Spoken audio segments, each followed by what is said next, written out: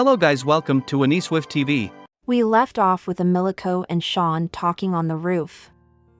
Emilico heads inside where she encounters the robed figure, who tells her that they're not an ally nor their enemy, then leaves. In the morning, the dolls are called to the Great Hall where they decide to serve coffee with all the Shadow Masters watching everyone closely. Emilico goes and swallows her coffee and returns to Kate, now showing far more passion for her duties than normal. Kate restrains and tries to give her water, but she spits it out and begins playing. Kate realizes that she's not acting as obedient like the brainwashing of the king's coffee and theorizes that because the Bell twins broke the coffee, the Star Bearers only acted like the coffee was useful while using a shadow's ability to heighten the passion of all shadows in attendance, so she decides rest is all Emilico needs to be cured. Later on, they meet up with John and give him the mission to investigate the research team. He realizes that Jeremiah matches the height and build as the robed figure and goes over to see that they have been collecting scorches and confronts them. They extract the king's soot, then celebrate because they wanted it for research. They go on to explain that their task is to test energy by seeing how scorches act and communicate with each other and their environment. Jeremiah tells him that they aren't the robed figure because no scorches can naturally transform into a phantom without using soot powers. They show them a scorch that they have enslaved to create power that could one day replace Barbara as the main energy source of the house so she won't suffer, when Oliver suddenly arrives and asks John to follow him to the Star Bearer's office. Meanwhile, Lou and Louise set out on their mission to find out about other soot powers by using Lou's pretty privilege to enchant them into telling all their secrets. After making Lou write down all the information, Louise decides to check if she has been invited to become an adult, so she goes to see Mary Rose while Lou slowly crumbles. She tells her that only she will know if she has been invited to become an adult, but to ask the Star Bearers about it. So she sends her off with a warning to treat her doll better. Louise heads to the Star Bearer's wing, where she asks Lou if she's alright and she lies and says yes, before they arrive at the gym and see Benjamin working on his Chad bod. She asks if she has been invited to be an adult, but even he doesn't know, so Louise continues to question him about his workout. He decides to show her the benefits of being a gym bro by making her doll work out. But Lou has no stat points in strength, so Benjamin makes Louise do it as well, where she fails even harder. He explains to her that her doll can get tired just like her, then they decide to return to their wing. Louise asks Lou if she's tired and she finally confesses, which makes her master get worried and brings her to get some rest. Patrick and Ricky start their mission to find out about the children's wing by talking to their team leader, where he reveals that Barbara and Mary Rose were in the same debut and are the oldest masters on the children's wing. John and Sean suddenly come back from his meeting where he was scolded for trying to propose to Kate informally and was punished by the Star Bearers for not doing it the right way. The talks of marriage get Patrick's attention, so he decides to go to the library to research the topic, where he finds Sarah there researching the same thing. She tells him that only adults can get married, so as children they can only propose, but if their partner fails before becoming an adult, the other will be shamed for being maidenless. They decide to rest in the garden, where they meet another shadow that gives him a flower from her garden. They walk towards their rooms as Ricky tries to convince Patrick to propose to Louise because she came first in the debut.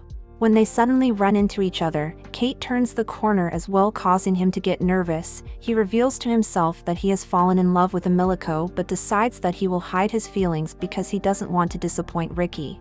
They decided to hold a meeting together without the God King and go over all the information that they have learned. Kate comes to the conclusion that Sarah and Douglas were behind the attack, reasoning that they eliminated the Bell twins to become the new team leaders of their party. But John the Man comes in and disputes this by explaining how scorches work to form phantoms, and since neither of them have awakened their abilities, it couldn't be them. Realizing this, Kate looks back at the list and eliminates all the people who lack the resources to create a phantom until she comes to a conclusion. They realize that the robed figure left clues on their map and goes to seek them out. The couple arrives at a flower bed where they dig up a bottle that gives a hint to their location. They head there and find the robed figure waiting for them. Kate begins questioning the motives of the robed one, but the Jedi pull a reverse Uno card and begins questioning Kate on her motives for keeping her friends in the dark, and explains that when shadows take the form of a human, they normally lose all their memory before they transformed, but they are different because they didn't forget. They accuse Kate of only manipulating her friends for a means to an end, which causes her to lose control, but John the King defends his queen and silences all the allegations. Kate blames the robed ones for causing the star bearers to suspect her and hurting many humans in order to achieve their goals, and even going as far as using her own doll as a heaven bomber to cause the havoc. It's revealed that the robed one is Mary Rose.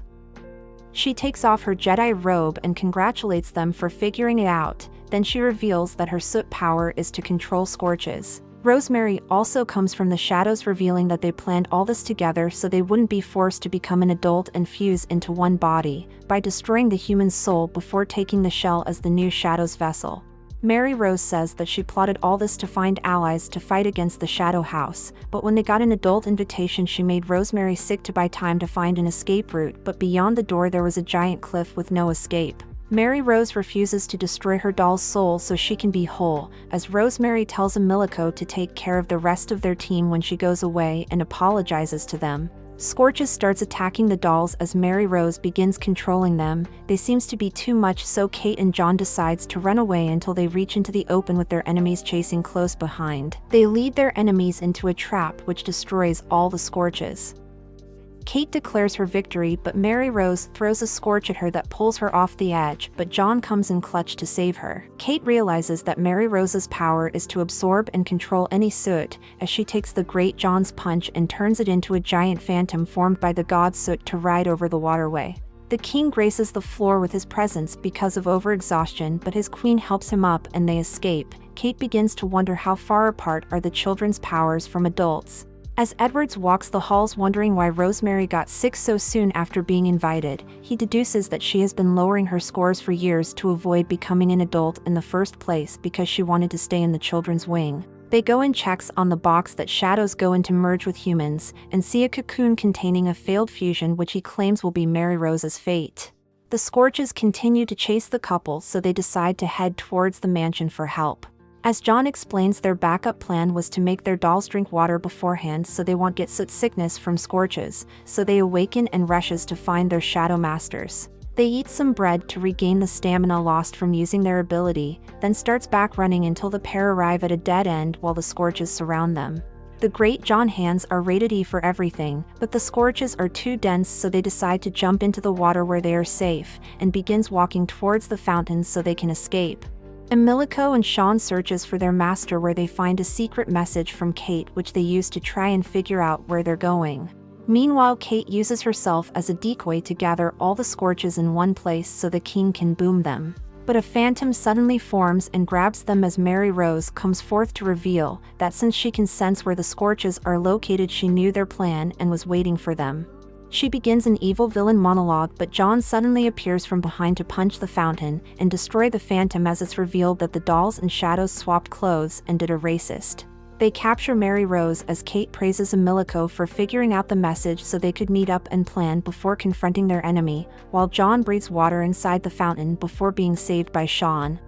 Mary Rose congratulates them for capturing the culprits before she turns them over for punishment. They are thrown in a prison cell while they vibe and await their sentencing. While Emilico meets with the Star Bearers, who invites her to witness Mary Rose's punishment. While walking, she apologizes to Barbara for breaking their promise, then reminisces about how Christopher brought them together while he led the Star Bearers. He made many changes to improve the life of both the Shadows and their dolls, to the point where he gave them positions of note until he got an invitation to become an adult, where he was never seen again. After a while, depressed Barbara went to Mary Rose for help, but she sends her away to be by herself.